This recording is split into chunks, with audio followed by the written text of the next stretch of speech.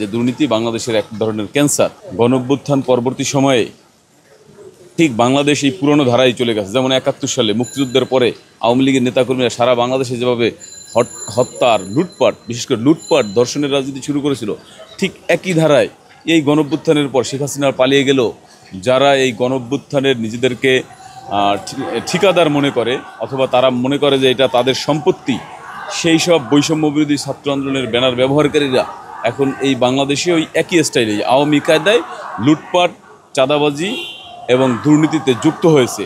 আপনারা দেখবেন যে একজন গতকাল না, ঠিক পরশু, গতকালকের আগের দিন বৈষম্য বিরোধী ছাত্র আন্দোলনের বেসরকারি বিশ্ববিদ্যালয় শাখার এবং বাকশাস, যে নতুন ছাত্র সংগঠন যাদের প্রতি মানুষের অনেক প্রত্যাশা ছিল, সেই বাকশাসের একজন কেন্দ্রীয় নেতা রিয়াদ সহ 4 জন যেভাবে একটা বাসায় চাঁদাবাজি করার জন্য গিয়েছিল, 1 কোটি টাকা চাঁদা চেয়েছে, 10 লক্ষ টাকা আনার জন্য গিয়েছে।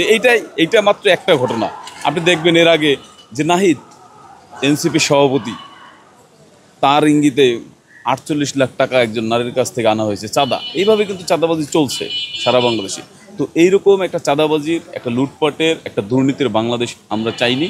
আমরা চাই গণঅভ্যুত্থান হয়েছে যেই লক্ষ্য এবং উদ্দেশ্য নিয়ে, গণঅভ্যুত্থানের যে আকাঙ্ক্ষা ছিল, একটা দুর্নীতিমুক্ত বাংলাদেশ, একটা বৈষম্যমুক্ত বাংলাদেশ, একটা মেধাভিত্তিক সাম্য, মানবিক মর্যাদা এবং সামাজিক সুবিচারের বাংলাদেশ, আমরা তেমন বাংলাদেশ চাই।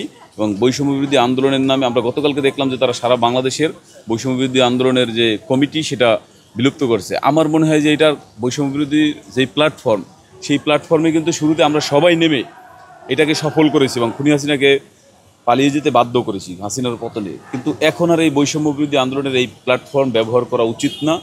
বাংলাদেশের একমাত্র স্মার্ট সিটি বসুন্ধরা এখন আরো নিরাপদ, আধুনিকতায় আরো এক ধাপ এগিয়ে।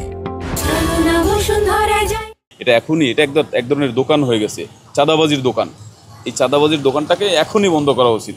নট অনলি এই যে জেলা কমিটি বা স্থানীয় কমিটি, এটার কেন্দ্রীয় কমিটিও এখনই বিলুপ্ত করা উচিত। কারণ এটা সকলের ছিল, বৈষম্য বিরোধী আন্দোলন এই ব্যানার এটা সকলের ছিল, বাংলাদেশের সকল ছাত্র সংগঠনের, সকল মানুষের, আপামর জনগণের ব্যানার ছিল এটা। সেটাকে একটা গোষ্ঠী এটাকে কর্নার করে লুটপাট এবং চাঁদাবাজিতে লিপ্ত হয়েছে। সুতরাং এই ব্যানারকে এখনই বন্ধ করা উচিত। আমরা চাই এই বৈষম্য বিরোধী আন্দোলনের যে কেন্দ্রীয় কমিটি, এটাও বিলুপ্ত হয়ে যাক, এটা বিলুপ্ত করুক। কেউ এই ধরনের এই ব্যানারকে, গণঅভ্যুত্থানের ব্যানারকে ব্যবহার করে চাঁদাবাজি এবং লুটপাট যাতে না করতে পারে, এই লুটপাটকে বন্ধ করার জন্য এখনই এই বৈষম্য বিরোধী ছাত্র আন্দোলনে এই ব্যানার বন্ধ করা উচিত। এবং আমরা এনসিপির নেতাদেরকে বলবো যে আপনারা নতুন দল গঠন করেছেন, আপনারা বাংলাদেশের মানুষের যে প্রত্যাশা, সেই প্রত্যাশা থেকে ইতিমধ্যেই যোজন দূরে চলে গেছেন। এখনও সময় আছে। আপনারা মানুষের প্রত্যাশা পূরণে জন আকাঙ্ক্ষার রাজনীতি আপনারা ধারণ করুন, জন আকাঙ্ক্ষার রাজনীতি করুন। অন্যথায় আপনাদের অবস্থাও এই খুনি ফ্যাসিস্ট শেখ হাসিনার মতোই হবে, কেউই ঠেকিয়ে রাখতে পারবে না। এটার রাজনীতির একটা চিরন্তন নিয়ম। আপনি লুটপাট, চাঁদাবাজি করলে, আপনি অপরাজনীতি করলে বাংলাদেশের মানুষই আপনাকে রাজনীতি থেকে বিতাড়িত করবে। সুতরাং তাদের জন্য এটা বলবো। আর তাদের আরেকজন নেতা আছে, যাকে কি বলে, একজন বখাটে নেতা, একটা মানসিক বিকারগ্রস্ত কি পাটোয়ারি, নাসিরুদ্দিন পাটোয়ারি।